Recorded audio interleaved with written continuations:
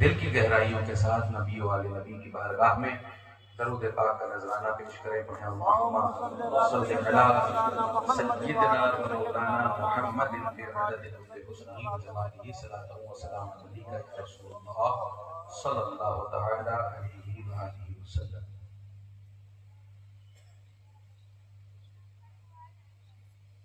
حضرات گرامی، جیسا کہ آپ تمامی حضرات اپنے ماتھے کی نگاہوں سے اس اسٹیج میں موجود ہر چہرے کو دیکھ رہے ہیں،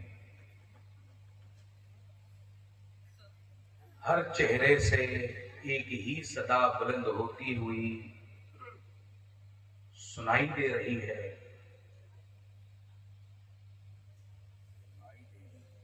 کہ آج آنے والا ہر وہ فرد جو اس جشن صفوی میں آیا ہوا ہے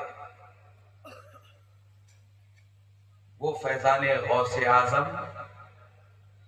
فیضان غریب نواز سے مالا مال ہو کر جائے گا. اصلاً چونکہ یہ جشن میرے گھر کا جشن ہے، میرے گھر کا جشن ہے، اور اس اگرچہ طبیعت ناساز ہے لیکن پھر بھی آنا ضروری تھا کیونکہ یہ جشن میرے گھر کا جشن ہے. اس اعتبار سے اس سچائی کے ساتھ کہ الحمدللہ اسٹیج پر موجود ہر فرد یہاں پر مسلک اعلی حضرت کا حامی و وفادار ہے. عزیزان محترم، نقیب صاحب قبلہ نے بہترین سیدنا صدیق اکبر رضی اللہ تعالی عنہ کے تعلق سے گفتگو فرمائی. جناب رسول تو عالم صلی اللہ علیہ وآلہ وسلم کے تعلق سے بھی آپ نے بہترین اپنے اشعار ارشاد فرمایا. الحمدللہ اس اسٹیج پر ایک ایسی ذات بھی بیٹھی ہوئی ہے جو کہ جانشین ہیں سیدنا سندنا آقانا مابانا ملجانا سید مہدی میاں صاحب قبلہ، جو کہ گدی نشین ہیں اجمیر معلیٰ کے. ان کے صاحبزادے حضرت اللہ نور العین صاحب ازہری چشتی. جو لوگ یہ کہتے ہیں کہ خانقاہوں میں علم باقی نہیں رہا ہے، الحمدللہ آج نور العین میاں صاحب قبلہ کی ذات اقدس کو دیکھ لے، اس کو پتہ چل جائے گا بالخصوص سلسلہ عالیہ چشتیہ میں مسلک اعلی حضرت کے علمبردار کیسے ہوتے ہیں.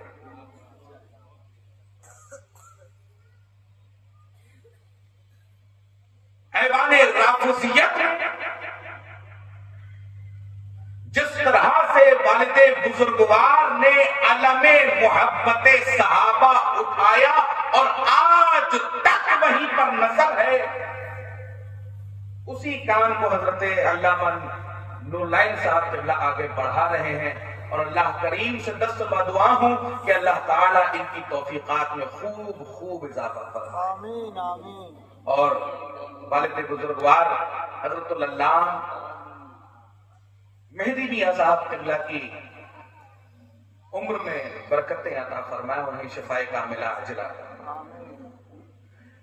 جب سچائی کے ساتھ یہ ضرورت تھی کہ ناموس رسالت پر پہرا دینے والا کون ہوگا جو بغیر لاد لپٹ کے زمینی طور پر کام کرنے والا ہوگا. عزیزان گرامی، خدا بند عالم نے ہمیں مفتی اشرف جیلانی صاحب جیسی شخصیت دی جس نے یہ نہ دیکھا کہ میرا نقصان کہاں ہے، فائدہ کہاں ہے، بلکہ یہ دیکھا اس شخص نے کہ ناموس رسالت کے لیے کھڑا ہونا ہے تو یہ نہیں دیکھا جائے گا کہ زندگی باقی ہوگی یا موت باقی ہوگی.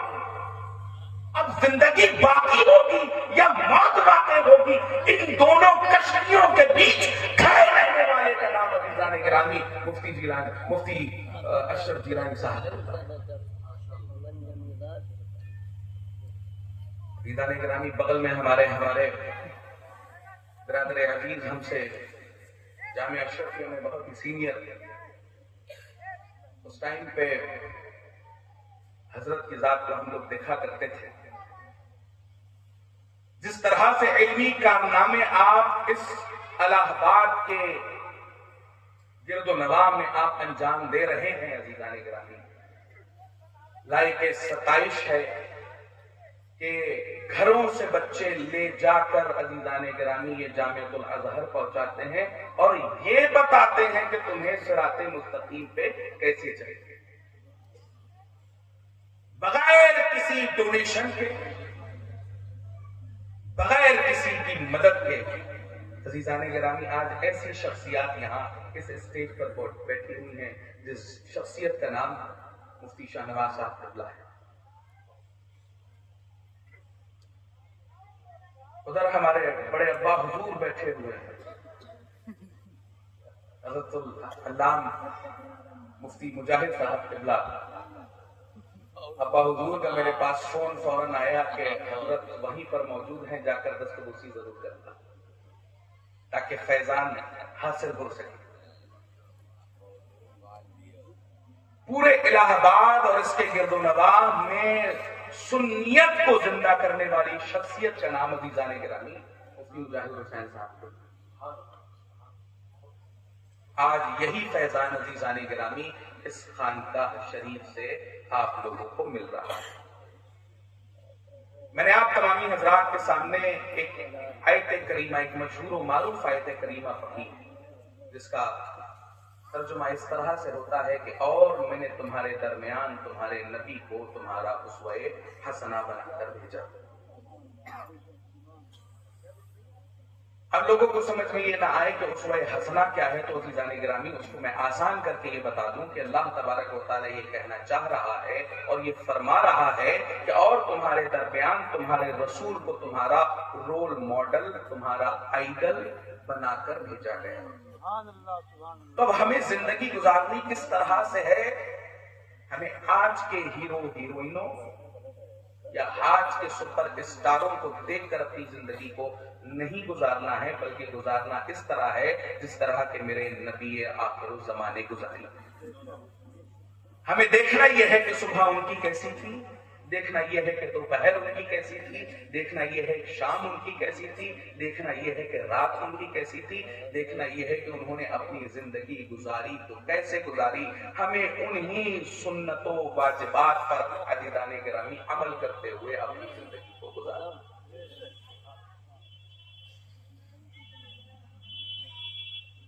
چونکہ یہ عرس شریف ہے، لہذا عرس سے کوئی پیغام نہ دیا جائے، یہ سنت صفویہ کے خلاف ہے۔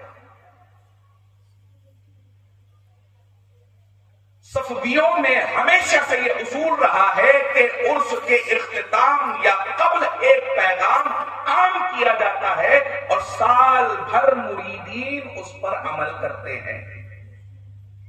وہی پیغام صفی پور شریف سے لے کر میں آج پرخاص شریف میں آیا ہوا ہوں، جہاں سے حضور صاحب سجادہ تشریف رکھتے ہیں اور ان کے ذریعے سے یہ پیغام آپ تمامی حضرات کو ملے۔ جیسا کہ ہم لوگ ہمیشہ سے یہ کہتے ہوئے نظر آتے ہیں کہ ہم اہل سنت و جماعت ہیں، اور اہل سنت و جماعت کے خاص عقیدوں میں سے ایک عقیدہ ہے کہ ہم اپنے رسول دو جہاں کو حاضر و ناظر جانتے ہیں، کہ میرا نبی حاضر بھی ہے ناظر بھی ہے۔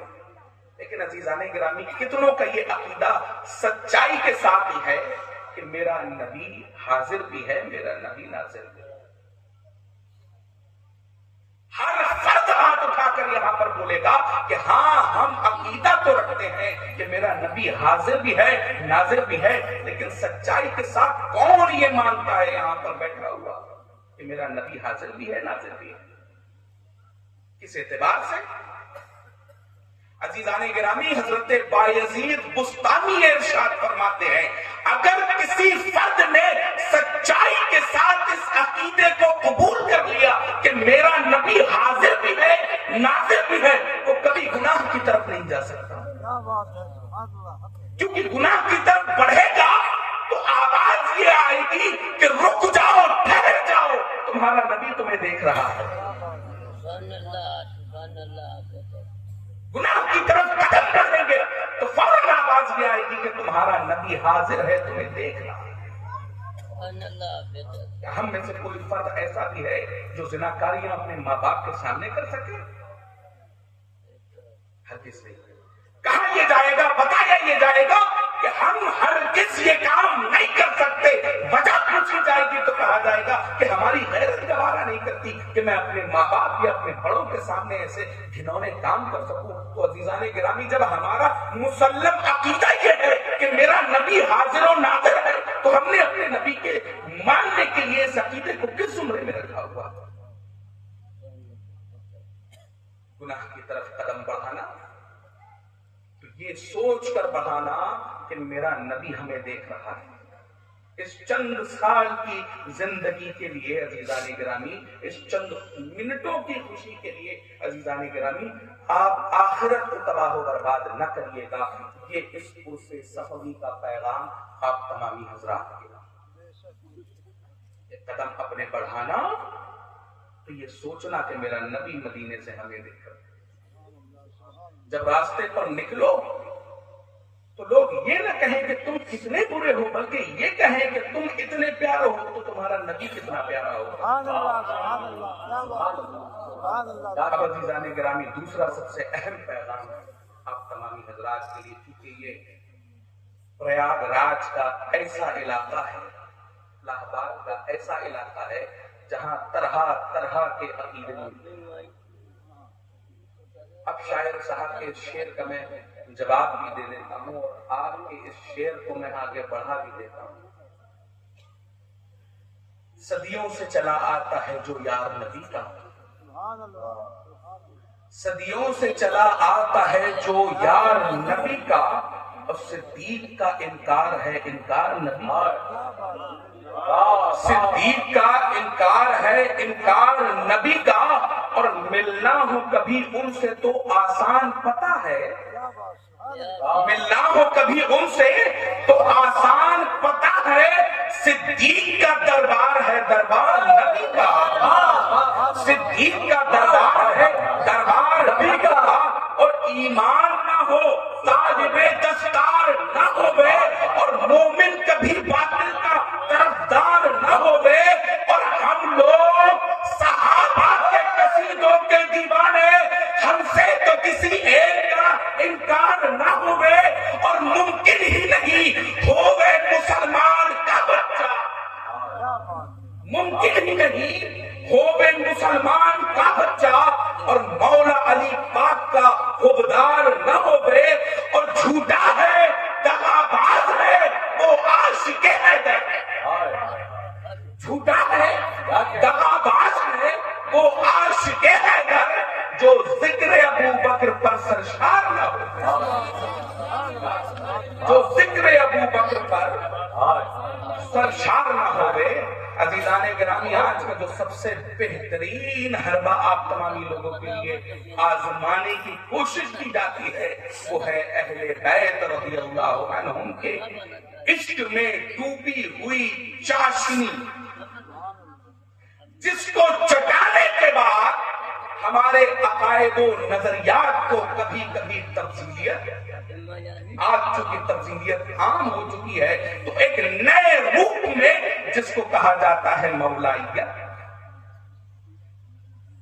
ہر ایک گھر موبائل انسٹاگرام کی ریلوں سے لے کر فیس بک کی ریلوں تک آپ لوگوں کے درمیان پہنچتی رہتی ہے۔ یہاں آنے سے قبل بھی یہی چیز بتائی گئی کہ یہ فلاں عقیدے والے، اس عقیدے سے تعلق رکھنے والے، اس عقیدے سے تعلق رکھنے والے، میں یہ جانتا ہوں خدا بند عالم کی عزت کی قسم کہ جہاں سیدنا مخدوم شاہ صفی کا اصل پیغام ہوگا نہ تو کبھی صلح کلیت کی طرف جا سکتا ہے، نہ کبھی رافضیت کی طرف جا سکتا ہے، نہ کبھی شیعت کی طرف جا سکتا ہے، نہ کبھی مولائیت کی طرف جا سکتا ہے۔ عزیزان گرامی، اصلی صفوی ہوگا تو وہ مسلک اعلیٰ حضرت کا پاسبان ہوگا۔ نعرہ تکبیر، نعرہ رسالت، عظمت صحابہ، عرس صفوی، مسلک اعلیٰ حضرت۔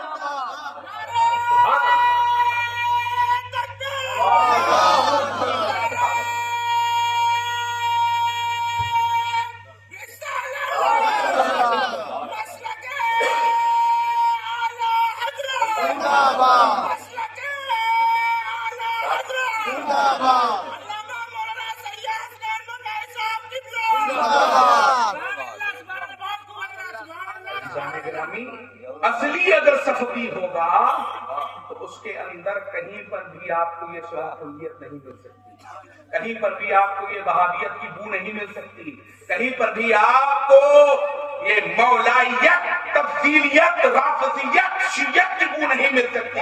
عزیزان گرامی، ہمارا تو اعلامیہ ہی عام ہے، جو ایسوں کے ساتھ ہے وہ ہم جیسا نہیں یا ہم میں سے نہیں۔ عزیزان گرامی، آج اس خاندان سے مسلک اعلیٰ حضرت کی جو تعلیمات کی طرف جو اشاعت کی جا رہی ہے کہ لائق ستائش ہے،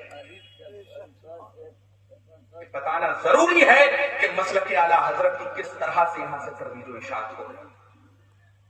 عزیزان گرامی، ہر انسان اپنے اعتبار سے، اپنی سوچ کے اعتبار سے کام کرتا ہے۔ یہاں پر بھی عزیزان گرامی اسی اعتبار سے کام کیا جا رہا ہے جو بزرگان صفی پور سے یہاں تک آ کر پہنچا۔ حضرت سیدنا مخدوم شاہ صفی سے لے کر حضرت شاہ خادم صفی علیہ رحمت و رضوان سے لے کر حضرت شاہ قلو اللہ علیہ رحمت و رضوان سے لے کر صاحب مزار تک، اور ہمارا عقیدہ اور اس خانقاہ کا عقیدہ اس ذمہ داری کے ساتھ عزیزان گرامی آپ تمامی حضرات کو بتا دوں کہ اس خانقاہ کا اور سلسلہ عالیہ صفویہ کا عقیدہ یہ ہے کہ بعد از انبیاء ہم کسی اور کو نہیں، صرف اور صرف ابو بکر صدیق کو افضل جانتے ہیں۔ اس کے بعد سیدنا فاروق اعظم رضی اللہ تعالیٰ، اس کے بعد سیدنا عثمان غنی رضی اللہ تعالیٰ، اس کے بعد علی مرتضی رضی اللہ تعالیٰ۔ یہ ہے اس خانقاہ کا عقیدہ جو میں آج آپ تمامی حضرات کے سامنے اس اسٹیج سے، اس اوتھینٹک اسٹیج سے بتا رہا ہوں۔ اور صاف ایک آپ تمامی حضرات کو بتا دوں کہ آس پاس کی جتنی بھی خانقاہیں وہ اگر ہم سے بھی منسلک ہیں، عزیزان گرامی، اگر اس مسلک یا مشرب کے خلاف ہے تو ان سے ہمارا کوئی لینا دینا نہیں، چاہے وہ صلح کلیت کے نام پر ہو یا رافضیت یا تفضیلیت کے نام پر لوگوں کے درمیان یہ وائرس ڈال کر بتا رہے ہوں کہ ہم لوگ دیکھو اتحاد کا کام کرتے ہیں۔ عزیزان گرامی، ہم اتحاد بھی انہی سے کرتے ہیں جو نسلی ہوتے ہیں، اصلی ہوتے ہیں، جو عقیدے میں اصلی ہوتے ہیں، جو عقیدے میں اصلی ہوتے ہیں اور خاندان کے اعتبار سے اصلی ہوتے ہیں۔ اور عزیزان گرامی، ہمارا عقیدہ جو ہے وہ مسلک اعلیٰ حضرت پر ہے، لہذا اب کسی کو کوئی شک و شبہ نہ رہے کہ پرخاص شریف کی اس صفوی کانفرنس میں کوئی بدعقیدہ آیا ہے۔ یہاں پر رافضیوں کو بھی اتنی ہی دھنائی دی جاتی ہے، وہابیوں کو بھی اتنی ہی دھنائی دی جاتی ہے جتنی ہم بریلی شریف سے کیا کرتے ہیں۔ اب یہاں پر کسی کو کوئی شک و شبہ نہ رہے، اور کسی کو بھی شک و شبہ ہے تو وہ آ کر صفی پور شریف مل لے، وہ آ کر صفی پور شریف مل لے، تو میں بھی اسے بتاؤں گا کہ مسلک اعلیٰ حضرت کیا ہے اور کس اعتبار سے سمجھاؤں گا وہ بھی آپ تمامی حضرات جانتے ہیں۔ عزیزان گرامی، دیکھیے، خانقاہوں کے اعتبار سے آپ لوگ کھلواڑ کرنے کی کوشش نہ کیجیے۔ آپ کے ذاتی اختلافات اس کو شرعی روپ دے کر بہتان تراشیاں یہ بند ہونی چاہیے. اگر کوئی فرد مسلک کا کام اس اسٹیج سے بیٹھ کر رہا ہے، گاؤں گاؤں کھیڑے کھیڑے جا کر تصوف کا درس دے رہا ہے، مسلک کی پاسبانی کر رہا ہے، تو تمہیں اس کو آگے بڑھانے کے بجائے کھینچنے کی ضرورت ہے. کہاں سے کھینچے؟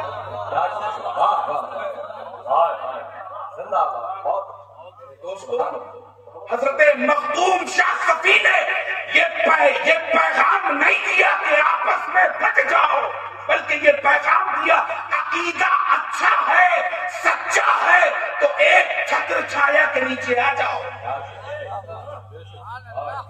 حضرت شاہ صفی نے یہ بات آپ کو توڑنے کے لیے نہیں لگایا تھا، آپ کو جوڑنے کے لیے لگایا تھا. اور تصوف کا یہی پیغام ہے، صوفیوں کا یہی پیغام ہے. ایک بزرگ کے پاس غالباً شاید حضرت سیدنا نظام الدین اولیاء رضی اللہ تعالیٰ عنہ کے پاس ایک فرد گیا، جا کر مقراض تحفے میں دی، کینچی تحفے میں دی. جیسے ہی وہ مقراض وہ کینچی تحفے میں دی تو حضرت سیدنا نظام الدین اولیاء نے یہ ارشاد فرمایا کہ اس کینچی کا میری خانقاہ پہ کیا کام ہے، اس کینچی کا میری خانقاہ پہ کیا کام ہے. عزیزان گرامی، وہ شاگرد کہنے لگا، مرید کہنے لگا، سرکار بڑی قیمتی تحفہ، بڑا قیمتی تحفہ آپ کے لیے لایا، بہت زیادہ قیمتی. تو عزیزان گرامی، سیدنا غالباً سیدنا نظام الدین اولیاء نے یہ ارشاد فرمایا کہ میری اس خانقاہ میں اس کینچی کا کام نہیں. وجہ پوچھی گئی تو عزیزان گرامی آپ نے یہ ارشاد فرمایا کہ کینچی ایک کو دو کرتی ہے، اگر تمہیں کچھ دینا ہی ہے تو مجھے سوئی لا کر دو جو دو کو ایک کرتی ہے. ہم مشرباً چشتی ہیں، نظامی ہیں، صفوی ہیں، تو اس پیغام کو عام کیجئے. ہم ایک کو دو کرنے والے نہیں ہیں، ہم دو کو ایک کرنے والے ہیں.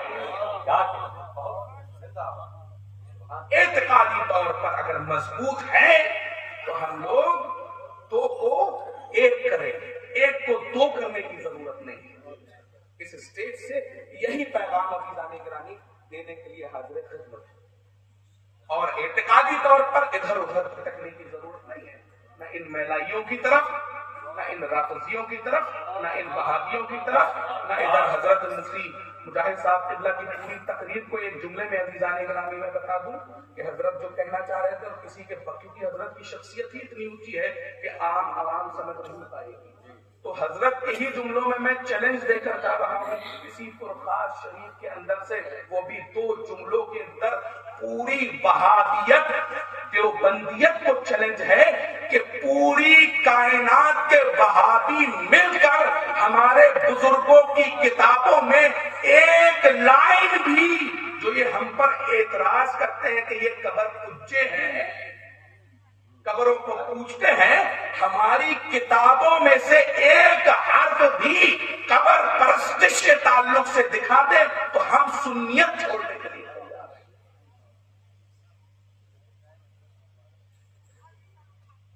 ہم پر اعتراض جو اٹھتا ہے وہ جاہلوں کی وجہ سے اٹھتا ہے، اور آپ پر جو اعتراض اٹھتا ہے وہ آپ کے پڑھے لکھوں کی وجہ سے اٹھتا ہے. ہم میں آپ میں یہ فرق ہے.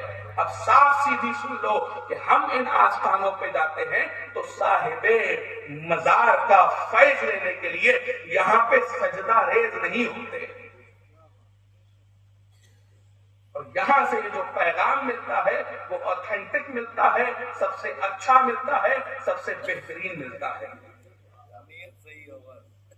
ہوا تو کیا تھا جب ابھی دو نابالغ آپس میں لڑے تھے، ایک ہارا تھا سو کالڈ، ایک جیتا تھا سو کالڈ، اور ڈیفنس بھی کس کا کیا جا رہا تھا، ڈیفنس بھی کس کا کیا جا رہا تھا. وہ کہہ رہا تھا کہ میں خدا کا ڈیفنس کر رہا ہوں. ان کے عقائد و نظریات کے اعتبار سے یہ کس خدا کا ڈیفنس کر رہے تھے؟ وہ خدا جو نعوذ باللہ جھوٹ بول سکتا ہے. اور جس تھیوری کو ان لوگوں نے پیش کیا تھا وہ تھیوری عزیزان گرامی صرف اور صرف اہل سنت و جماعت کی تھیوری ہے، جس کو حضرت چھوڑ کے ہی بھاگیں گے الحمدللہ. جہاں جہاں صفوی فیضان جائے گا وہاں وہاں بدعقیدہ چھوڑ کے بھاگیں گے. کوئی بہرائچ چھوڑ کے بھاگے گا, کوئی ندوہ چھوڑ کر بھاگے گا, کوئی انڈیا چھوڑ کر بھاگے گا, اور بہت سے ایسے بھی ہوں گے جو آنے والے وقت میں دنیا بھی چھوڑ کے بھاگے گا. دنیا بھی چھوڑ کے بھاگیں گے. عزیزان گرامی ابھی وقت آئے گا, آپ لوگ دیکھیے گا کہ عزیزان گرامی کس طرح سے عقائد اہل سنت کی ترویج و اشاعت سلسلہ عالیہ صفویہ سے ہوتی ہے. آپ لوگ دیکھیں گے آنے والے وقت انشاءاللہ. ہم لوگ اس چیزوں کو ڈیولپ کرنے میں لگے ہوئے ہیں. جو آج تک ہم لوگوں کے اوپر الزامات لگائے جاتے تھے کہ چشتی ایسے ہوتے ہیں جو قوالیوں میں کھڑے ہو کر دمادم مست کلندر علی کا پہلا نمبر لگاتے ہیں, ہم نے ان کو ثابت کر کے بتا دیا کہ ہم دمادم مست کلندر علی کا پہلا نمبر کے قائل نہیں, بلکہ دمادم مست کلندر ابو بکر کا پہلا نمبر کے دمادم مست کلندر عمر کا دوسرا نمبر, دمادم مست کلندر عثمان کا تیسرا نمبر کے قائل ہے, دمادم مست کلندر علی کا چوتھا نمبر. ہم تو یہ کہتے تھے ان کے پاس رقص کے علاوہ کچھ نہیں ہے. ان کو ہم نے شمشیر حیدری سے یہ بتا دیا کہ آؤ اگر کسی کے ماں نے کوئی اولاد چلی ہو تو اصحاب رسول کے خلاف کوئی گفتگو کر کے دکھاؤ, تمہاری زبانیں کتیوں سے گھسی.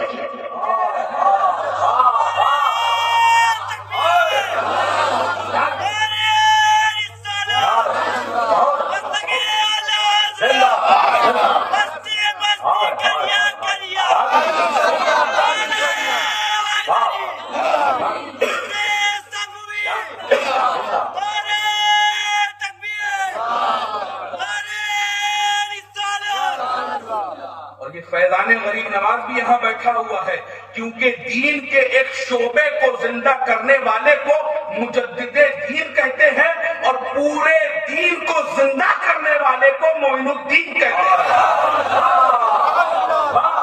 اور اسی کا فیضان لیتے ہوئے, اسی بیت النور کا فیضان لیتے ہوئے اور انہی کے والد بزرگوار کا فیضان لیتے ہوئے میں یہ بتانا چاہتا ہوں چشتیوں کو رافضیوں سے جوڑنے کی کوشش نہ کرنا. ہماری نسبت علی مرتضیٰ سے ہے, ہماری نسبت علی مرتضیٰ سے ہے. کون علی مرتضیٰ؟ جس نے اپنے دونوں بیٹوں حسن و حسین کو عثمان غنی کے دروازے پر کھڑا کر دیا تھا کہ کوئی خارجی اندر نہ جانے پائے اگر کہ تمہاری گردنیں کٹ جائیں.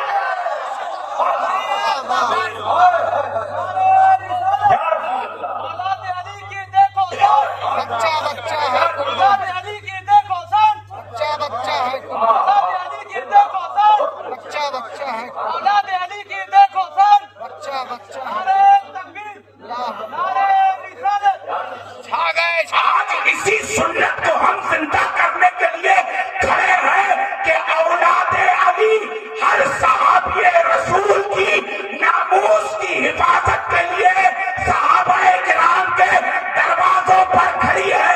ادھر علی نے بھیجا تھا, ادھر میرے باپ نے بھیجا, ادھر ان کے باپ نے بھیجا, ادھر ان کے باپ نے بھیجا, ادھر ان کے باپ نے بھیجا. سب کے باپ بھیج کر یہ کہتے ہیں جا کر اپنے جد حسن حسین کی سنت کو. لوگ یہ کہیں, لوگ ہم سے بھی کہتے ہیں, میں کہا تھا کل رات کو ڈرا اور ابھی بھی ڈروں میں اگر تو پیچھے سے ایک ہی آواز آئے گی. میں ڈرا, بہت زیادہ ڈرا. ایک تھا میں کہ کیا کروں, اتنا رافضیت کے خلاف بول رہا ہوں, ان میلاریت کے خلاف بول رہا ہوں, ان کھٹملوں کے خلاف بول رہا ہوں, طرح طرح کے لوگ یہ لوگ حربے آزماتے ہیں. تو عزیزان گرامی پیچھے سے ہی ایک آواز آئی. آواز یہ آئی, عشق ہی کی آواز تھی, آواز عشق آئی. میں نے پوچھا کون, تو کہنے لگے احمد رضا. میں نے پوچھا کون, کہا احمد رضا. میں نے کہا किस लिए तशरीफ लाए? तो कहने लगे कि परेशान थे आप। मैंने कहा जी हुजूर परेशान था। कहने लगे क्या मामला है? तो मैंने कहा हुजूर इन राफिजियों के खिलाफ बोलता हूँ, इन मैलाइयों के खिलाफ बोलता हूँ, इन तफसीरियों के खिलाफ बोलता हूँ। क्या पता किसी दिन मेरे साथ कोई हादसा हो जाए, बम से मार दें।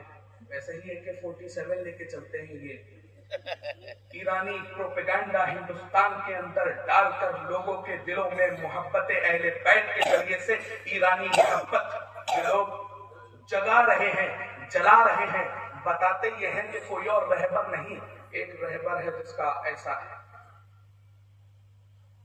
बहरहाल ये ईरानी प्रोपेगेंडा हिंदुस्तान में जो डाला जा रहा है वो इसी मैलाइयत के जरिए से, मोहब्बत अहले बैत के जरिए से डाला जा रहा है। अब आगे गौर करने की चीज ये है कि मैंने कहा हुजूर मैं डरता हूं, क्या करूं, क्या करूं कि ये लोग किसी दिन मुझे जान से मार देंगे, गाड़ी से कुचल देंगे, बम से उड़ा देंगे। आला हजरत कहते हैं सैयद साहब परेशान होने की जरूरत नहीं है। मैंने कहा वजह क्या है? कहने लगे हदाई के बख्शिश उठा लो, हदाई के बख्शिश उठाओ। मैंने उठाई, कहा कि एक शेर पढ़ो। मैंने कहा कौन सा? कहते हैं पढ़ो। क्या दबे जिसपे हिमायत का हो पंजा तेरा, और शेर को खतरे में लाता नहीं कुत्ता। नारे तकबीर, नारे रिसालत, मसलके आला हजरत, फैज़ाने आला हजरत। क्या दबे जिसपे हिमायत का हो पंजा तेरा। सैयद साहब डरने की जरूरत नहीं है, दबने की जरूरत नहीं है। गौसे आजम का पंजा जब तक पीठ पर है, गरीब नवाज का पंजा जब तक पीठ पर है, शाहे सभी का पंजा जब तक पीठ पर है, बिगड़ने वाला कुछ नहीं है। वो अहमद जान का एक शेर था, एक दरबारी कुत्ते ने दो टुकड़े करके फाड़ दिए। किस दरबारी कुत्ते ने? वो जो सिर्फ दरवाजे पे पड़ी हुई हड्डियां खाया करता था। अहमद जान का शेर आया, जानवर को लेके बढ़ा।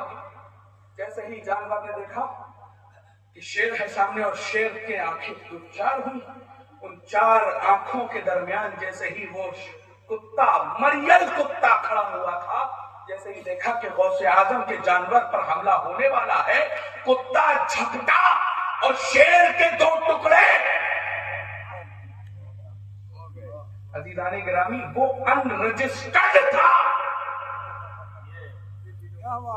वो अनरजिस्टर्ड था, पड़ी हुई हड्डियां खाता था।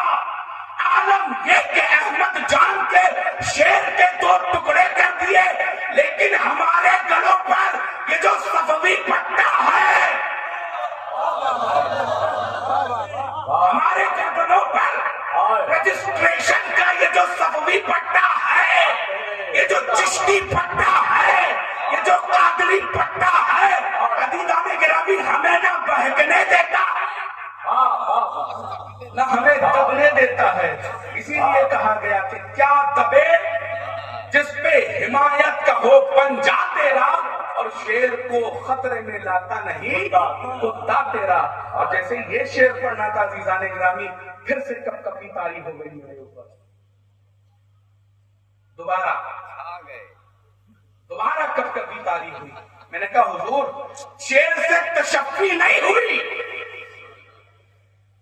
मुझे अभी भी डर है कि ये हमें मार देंगे, बम से उड़ा देंगे, गोलियां चला देंगे।